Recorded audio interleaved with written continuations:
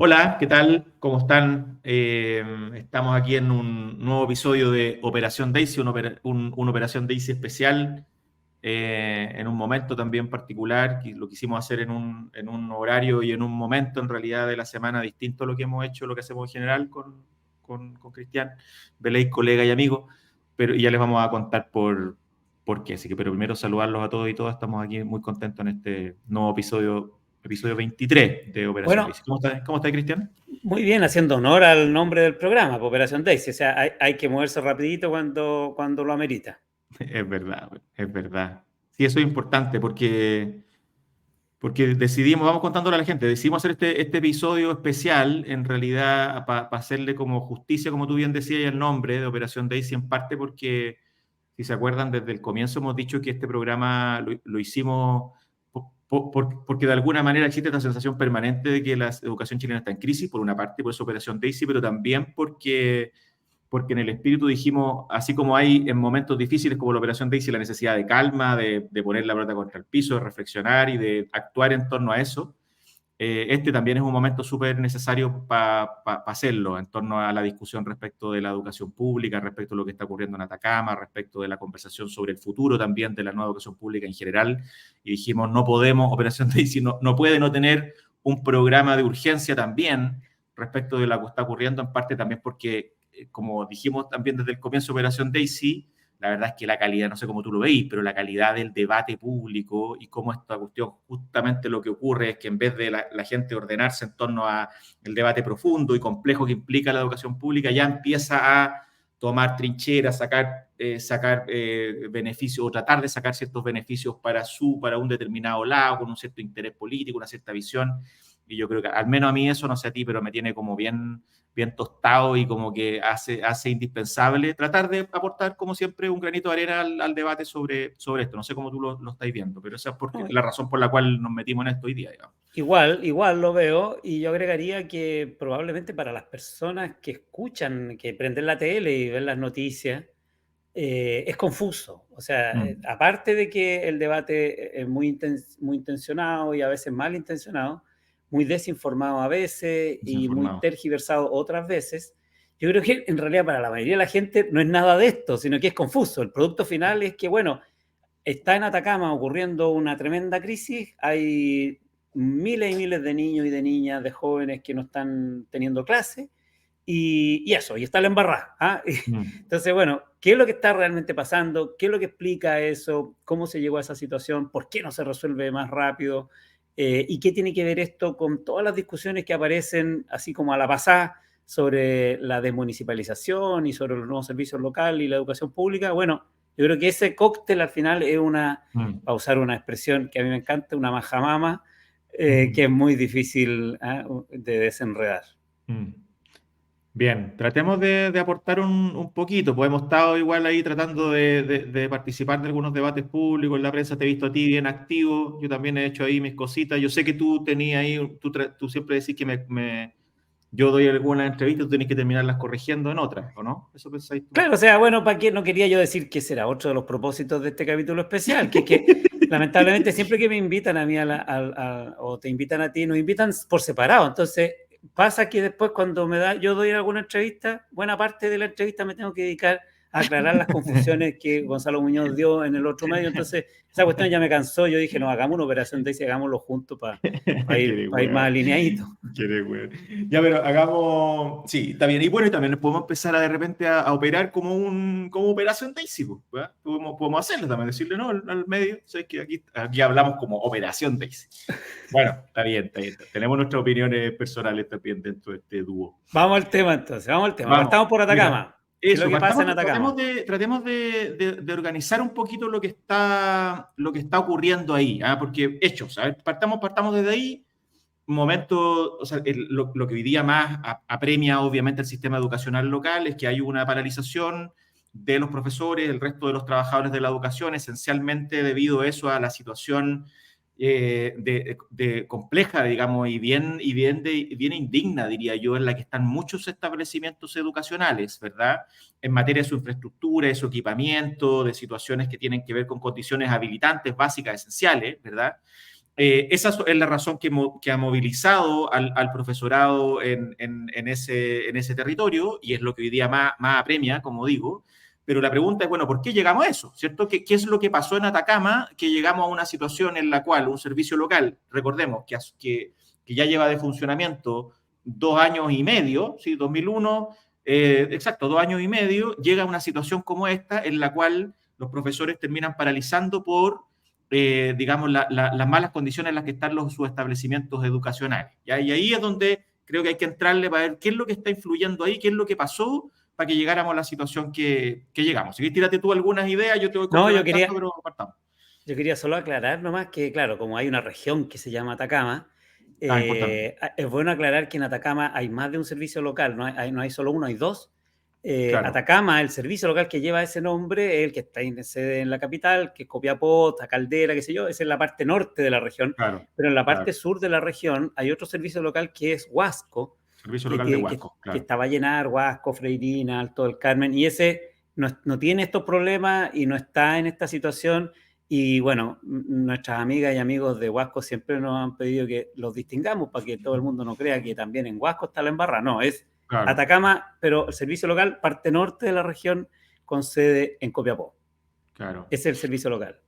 Claro, ¿y qué ha pasado en Atacama? Bueno, yo tiro algunas ideas de lo que al menos yo he ido Vamos. como recogiendo no solo en el debate público, sino también investigando. Hay informes de la Contraloría, auditorías, hay varias cosas sobre las cuales uno se puede informar. También los informes del Consejo de Evaluación, a pesar de que el Consejo no se ha metido, después hablaremos de eso tan específicamente en el servicio. Pero yo diría que es claro de que hay problemas de gestión bien contundentes, bien importantes y que han pasado ya dos administraciones. La administración, por decirlo así, si bien los servicios locales son descentralizados y tienen su administración propia, también hay que reconocer de que han habido gobiernos, tanto el gobierno del presidente Piñera y ahora el gobierno del presidente Boric, que a cargo de este proceso no ha logrado resolver esas problemáticas de infraestructura y de otro tipo también. Han habido otros problemas, yo diría que los principales tienen que ver con las condiciones en las que funciona el proceso educacional. Entonces, yo diría que, en primer lugar, fallas de gestión bien brutales, bien graves, o sea, desde nivel, como se ha dicho, como ha aparecido en la prensa, desde, digamos, inversiones de recursos, gastos de recursos sin respaldo, decisiones también que no pasaron por procedimientos que desde el punto de vista de un servicio público deberían haber pasado, cuestiones que son irregularidades y por eso que se ha llegado a decir que hay que hacer, y están, de hecho, iniciándose investigaciones que pueden derivar también en diagnósticos de situación de corrupción, etc. Entonces, ahí podremos decir por qué ocurren estos problemas de gestión. Obviamente los problemas de gestión son por distintas razones también, pero en el fondo una gran dimensión creo yo que hay que ponerla en su mérito y que no ha ocurrido en otros lugares donde también han habido otro tipo de problemas. Ya hablaremos de eso, pero aquí hay una gestión del servicio, por Muy decirlo así, deficiente. muy deficiente, ¿cierto? Eso es como un factor importante. Sí, pero yo creo que para que vayamos al tiro poniéndole título a eso, yo creo que ese es el problema de las capacidades. La dirección y la conformación de ese servicio local se hizo, no fue de los primeros, pero fue casi de los primeros, en los primeros Claro, años, cuando el presidente Piñera tuvo que comenzar a instalar la ley de desmunicipalización. Recordémosle a las personas que en Chile por más de 40 años las escuelas, liceos, jardines públicos han estado en manos de los municipios. Se dictó una ley con gran apoyo, pero muy controversial en un inicio. Para terminar con eso, se crearon servicios locales, se comenzaron a implementar.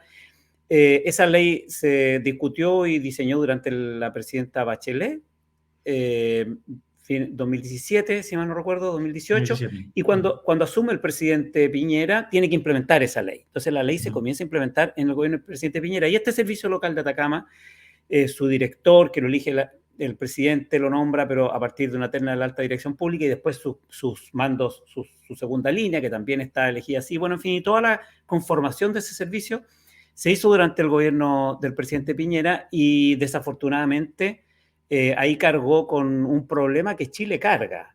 Yo no he hecho una auditoría ni la voy a hacer, espero, de cómo se hicieron esos procesos, pero doy por hecho que se habrán hecho bien, partamos de ese supuesto, Sí, pero Chile tiene un problema de capacidades profesionales fuera de las grandes ciudades. O sea, uno sale de Santiago, exacto. Valparaíso, Concepción, un poquito más, y empezamos a tener problemas para atraer buenos profesionales. Yo creo que Y en el buena norte parte eso de es eso, particularmente crítico, toda la en evidencia el, muestra eso. en el norte es crítico, la evidencia sobre el Claro, servicio muestra eso también. O sea, hay un sí. problema de conformar, y por supuesto ahí la pregunta es por qué no se ha hecho procesos más agresivos, quizá más incentivos, quizá más formación, más apoyo, en fin. eso no se hizo, pero hay un problema de capacidades a la base de esta cuestión. Sí, importante. Yo creo que ese es un factor bien determinante. Bien, claro. Hay un segundo que a veces la gente se olvida, porque claro, uno le pasa la cuenta a la nueva educación pública y dice, ¿por qué no ha resuelto estos problemas tan rápidamente, digamos? Cuando en realidad uno a veces se olvida que la mochila que arrastra el sistema municipal y que se le traspasa, porque cuando uno traspasa el servicio educativo, traspasa a sus profesionales, traspasa a sus trabajadores, a su edificio, y también, por razones obvias, traspasa sus problemáticas, ¿verdad? Y sus irresponsabilidades previas, ¿eh? Y sus malas gestiones previas. Y Atacama, y esto es algo que al menos a mí me tocó vivir de primera mano, porque cuando se empezaron a simular los primeros escenarios de dónde partir o cuáles eran los primeros lugares donde partir, siempre fue identificado como uno de los casos más críticos por la situación de capacidades que estamos conversando recién y también porque la herencia, por decirlo así, municipal, que ya sabemos por los problemas de la municipalización, es compleja en todo el país. Hay ciertos lugares donde eso es más crítico. Por malas gestiones previas, por situaciones de corrupción, por situaciones de mala gestión, por situaciones de mal uso de recursos, ¿verdad? Que obviamente en un caso como el de Atacama explican también parte importante del problema. No estoy diciendo con esto, obviamente, que no haya habido el tiempo o que esto implique que necesariamente no se puedan resolver esos problemas. Al revés, por eso estamos haciendo este programa. Pero evidentemente eso amplifica la complejidad y hace que sea más difícil abordar cuestiones que no se abordaron en 20 años, en 15 años, en 10 años, como la infraestructura, por ejemplo. ¿Se entiende? Así es, mira, demos ejemplo a las personas. Hay escuelas y liceos que tienen afectación todavía del 2015, de aluviones creo que hubo, y que no fueron nunca reparadas, nunca arregladas, y que al revés, esos problemas se acrecentaron. Hay escuelas en Atacama, liceo creo que en particular el ejemplo que voy a dar, que tenían problemas de emanaciones de gases que eran riesgosos para los niños y las niñas todavía antes del servicio local. Estoy hablando de 2018, 2019, en que la municipalidad de Copiapó, si mal no recuerdo el caso, no los arreglaba, poniendo en riesgo a los niños, al punto que el Instituto Nacional de Derechos Humanos de Copiapó tuvo que poner una denuncia, porque además, ahí hay que decirlo, la institucionalidad educativa tampoco daba el ancho, y entonces uno dice, ¿para qué tenemos superintendencia? ¿Para qué tenemos sistemas de inspección y sistemas de inspección de salubridad?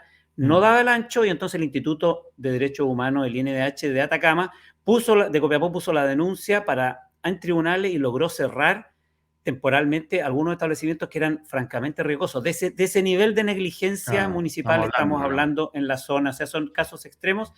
Y cuando asume este servicio, 2021, estamos hablando de un acumulado, como tú dijiste, de décadas quizás de negligencia, asume el servicio 2021, que visto ahora son 2 años, pero en realidad es poquito, tiene estos problemas acumulados, incluyendo plagas de ratones en algunos colegios, plagas de palomas, o sea, insalubridad básica, es una indignidad que lo único que hace es mostrar lo indispensable que es la municipalización en lugares como eso. Entonces, a un servicio con pocas capacidades profesionales y poca agilidad para resolver las cuestiones básicas, le cayó una de las mochilas más pesadas, y ahí se juntaron dos grandes problemas.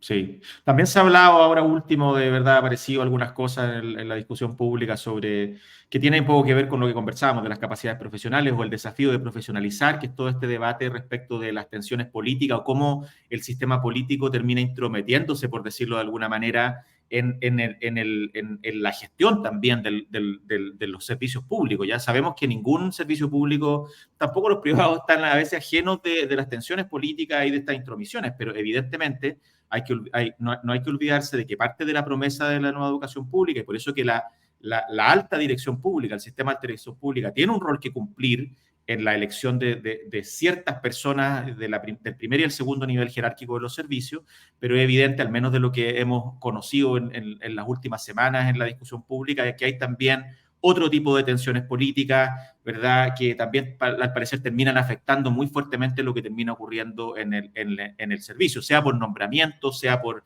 presiones, por discusiones o por peleas entre sectores políticos, una cuestión que la verdad es que es francamente impresentable y que habrá que pensar bien cómo se mejora, porque, bueno, ningún servicio público debiera vivir esto, pero ¿para qué decir con la educación? Y el sentido de hacer un servicio que se dedicara solo a la educación era precisamente protegerlo de este tipo de cuestiones, y al parecer nadie se ha preocupado mucho de que eso así funcione, digamos, que funcione bien profesionalizadamente en ninguno de los últimos periodos de administración, digamos.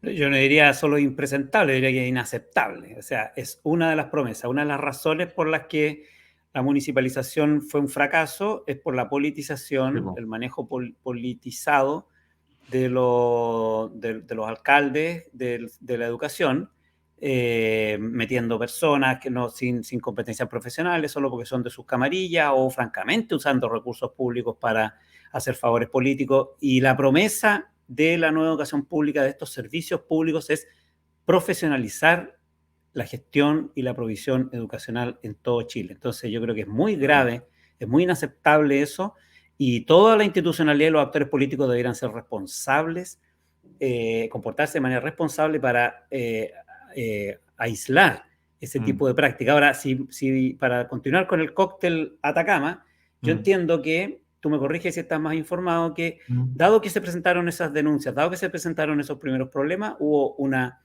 investigación y ¿cómo se dice? Se sacó de su cargo al titular, pero después, una vez que se nombró a un subrogante, este también cometió falta y también fue destituido. Y entonces, claro, es un servicio descabezado, por decirlo así, estamos en la tercera chance, pero eso también abrió más la oportunidad para todas estas otras presiones políticas externas empezar a meterse una vez que la crisis, por decirlo así, en el servicio se reveló. Claro. Entonces, al final, como han dicho algunos actores, en Atacama se juntaron distintos elementos, un cóctel bien complejo que terminó generando un poco lo que estamos viendo. Ahí yo creo que por eso es tan importante, y quizás podemos pasar a esa Gonzalo, discusión. Si quiere, me permite agregar un elemento más, que quizás lo dijimos un poco a la pasada, pero creo que no es solo un tema de capacidades del servicio local, y con esto también quizás hacemos un puente para ir ya yéndonos hacia la cuestión más estructural.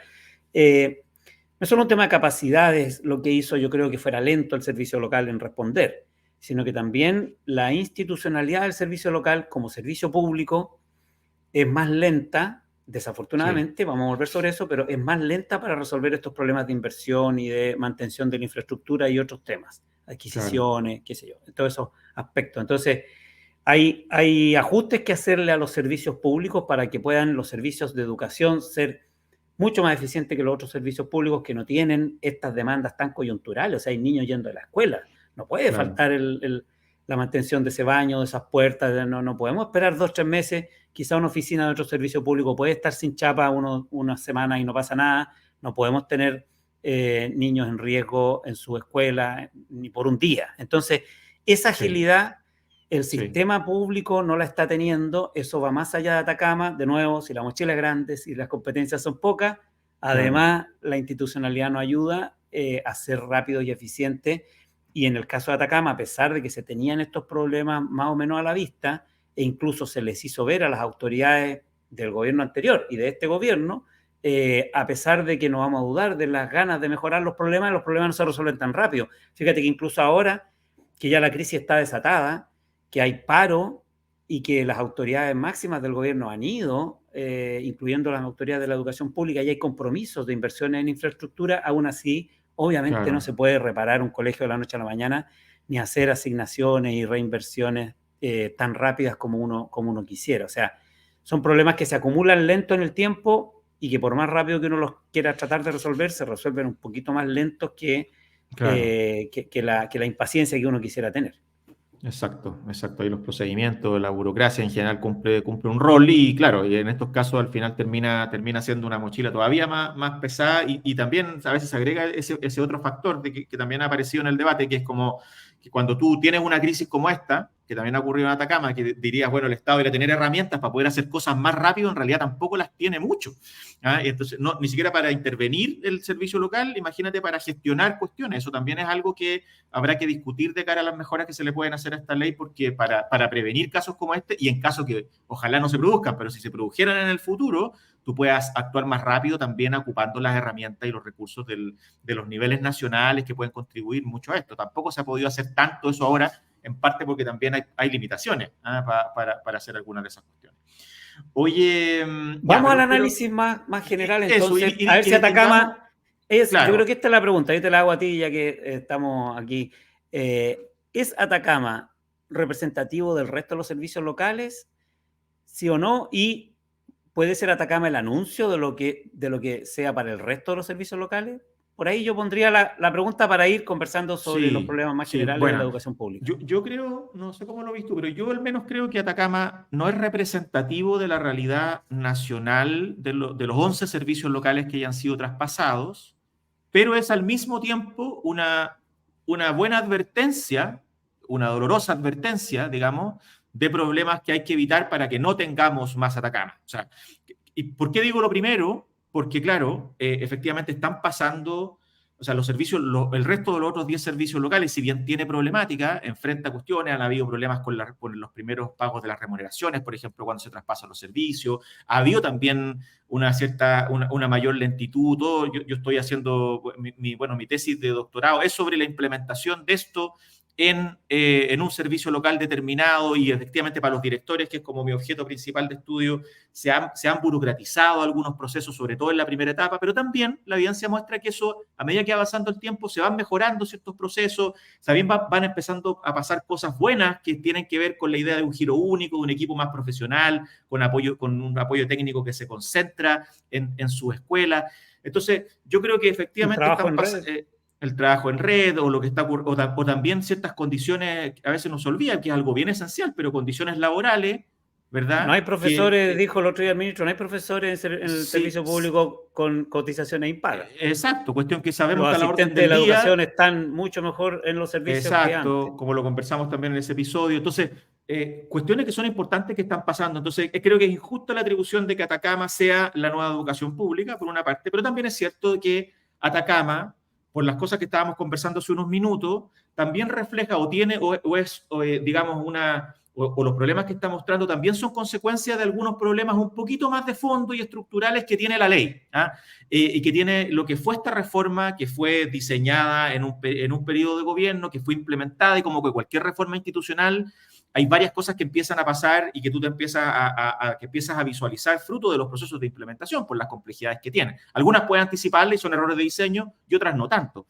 Entonces, yo creo que conversemos un poquito sobre eso. No sé cómo tú ves ayúdame a ordenar cuáles son los elementos que ya más estructuralmente, entre comillas, la reforma de la nueva educación pública tiene como problemática y podrían afectar a otros servicios, y tenemos que evitar que ocurra. Claro, yo lo ordenaría de la siguiente manera, cronológicamente. Lo primero es la crisis municipal, porque ya lo dijimos, o sea, mientras más grave sea la crisis municipal, más pesada es la mochila de los servicios que nacen. El problema, y aquí es donde esto se discutió mientras se diseñaba la ley y después cuando se comenzó a implementar, tú y yo hemos estado en el Consejo de Evaluación que creó la misma ley que es presidencial. O sea, yo hice todos los informes todos los años con el Consejo para el presidente Piñera. Espero que el presidente Piñera se haya quemado las pestañas leyendo nuestros informes, o sus ministros le hayan informado. Pero déjeme decirle que desde el inicio era claro que los alcaldes y alcaldesas, las municipalidades, estaban dando una mochila, algunas más pesada que otras, pero también que una vez que se gatilla el proceso de traspaso, una municipalidad o unas autoridades que sean irresponsables pueden acrecentar la crisis. Pues ya, bueno, esta escuela ya no van a ser mía, entonces ¿para qué voy a invertir ahí? Y aquí terminamos con las plagas de ratones. Bueno, estos profes, este otro año yo no voy a pagar los sueldos, así que este año me voy a hacer el simpático, voy a subir el sueldo 15% a todo el mundo. Mira, aquí tengo todos mis amigos, los voy a contratar, y como no se pueden echar los que están en la escuela, los voy a meter en la escuela. Entonces yo puedo, si me comporto como un municipio irresponsable, no solo traer la misma crisis que explica la desmunicipalización, sino que hacerla mucho más grande. Y ese problema ha sido muy difícil de resolver.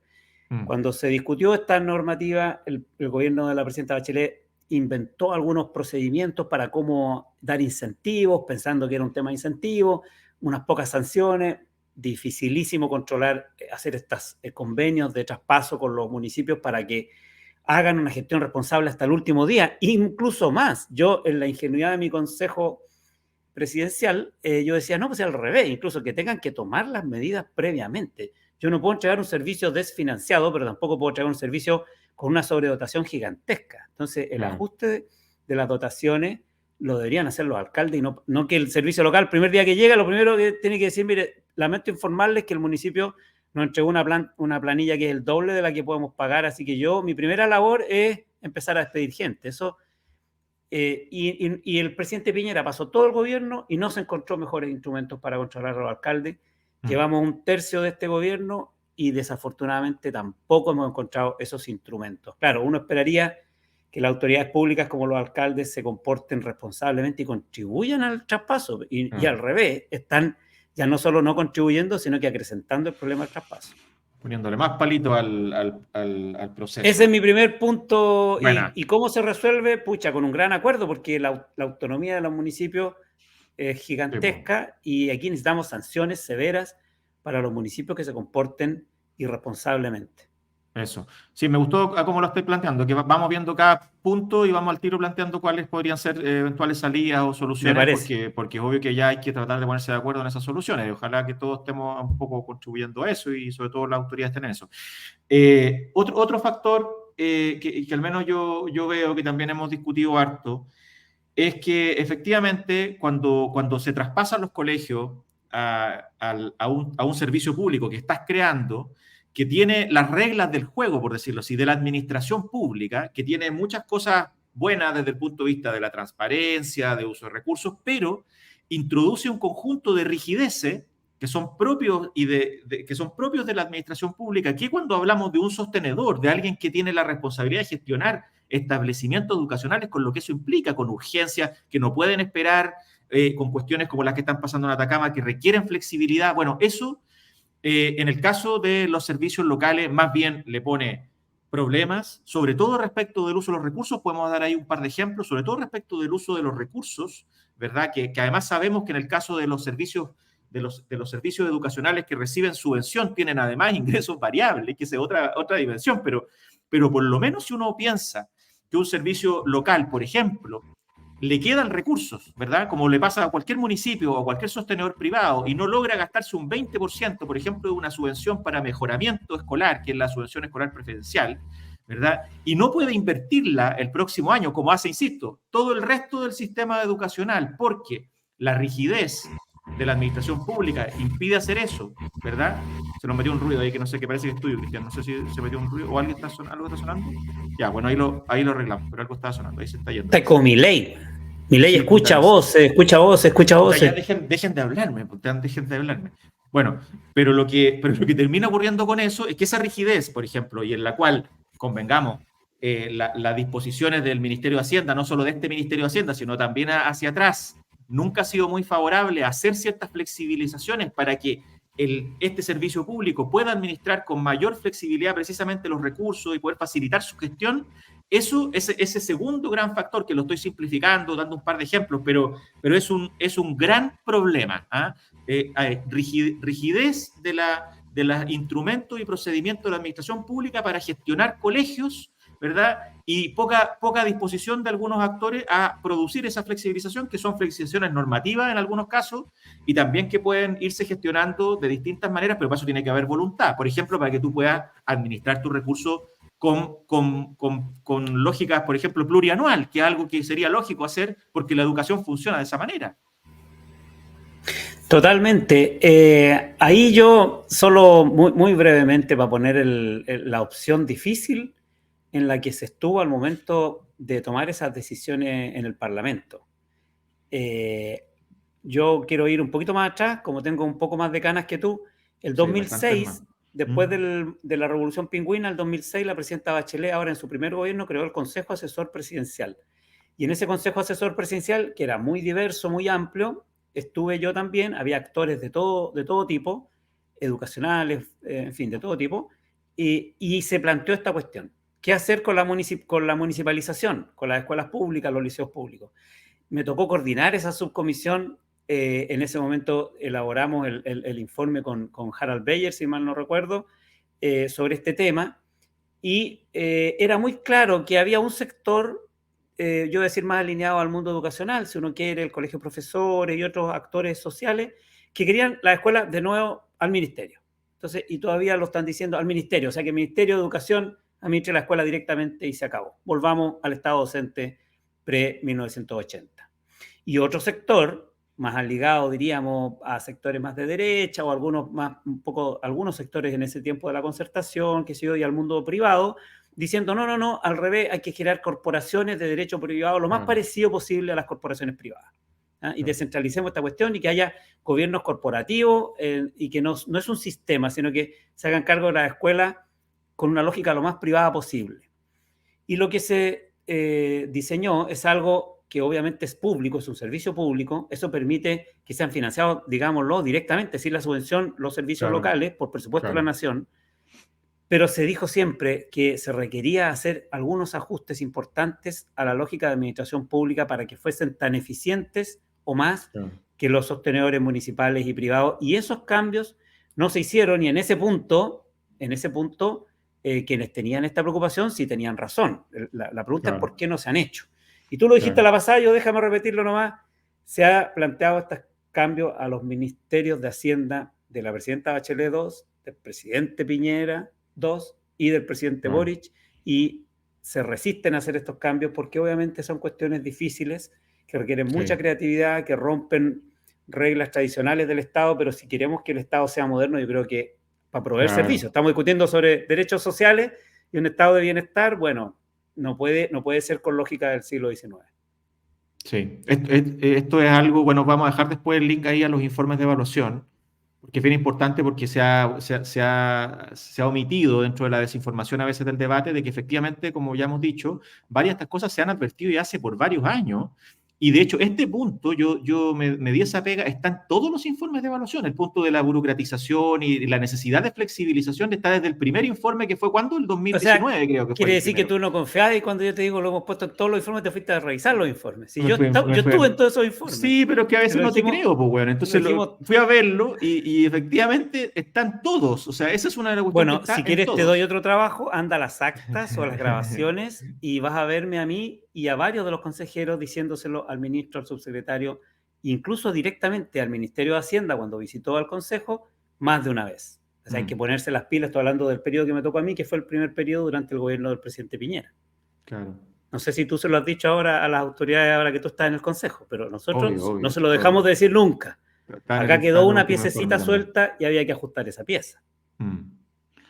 Bueno, ese es un segundo gran capítulo, ¿verdad? De la situación más estructural, por decirlo así. Hay otra, bueno, ya acá yo creo que son las dos más gruesas, pero hay otras que podemos igual ir viendo. Yo creo que toda la discusión que tuvimos en Atacama respecto al tema de las capacidades profesionales del sistema y de los recursos con los que cuenta, porque aquí también hay un debate abierto si los recursos son suficientes o no. En el último informe del Consejo de Evaluación, que al menos a mí el que me tocó participar, propusimos este punto. Dijimos, bueno, es importante en este momento volver a hacer un buen estudio de estimación de las dotaciones, de las plantas necesarias para que las funciones que la ley le atribuye a los servicios locales se puedan ejercer con calidad, como se merece la educación pública y los niños y niñas que están ahí. Entonces, claro, y estamos siempre más bien al 3 y al 4, los servicios locales todos. Si tú hablas con cualquier equipo de servicio local, te están planteando que efectivamente los recursos, no solo los financieros no alcanzan, sino también los recursos humanos muchas veces se vuelven insuficientes. Entonces, y si eso uno lo junta con la discusión de si efectivamente la profesionalización, que es parte del objetivo que se propuso esto,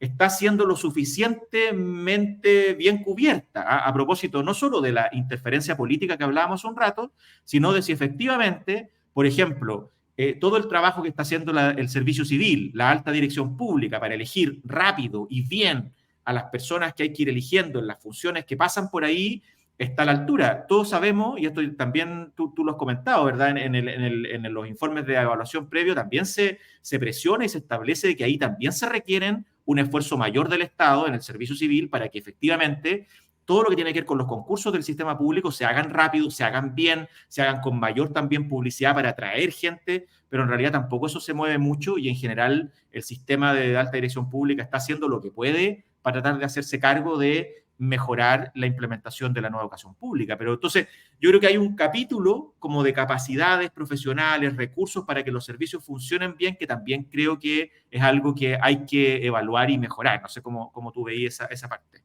Completamente de acuerdo. Lo que ocurre es que esta reforma está siendo cara porque los municipios la están haciendo cada vez más cara también. O sea, yo le mandaría un mensaje al ministro de Hacienda y a los futuros ministros de Hacienda o ministras de Hacienda.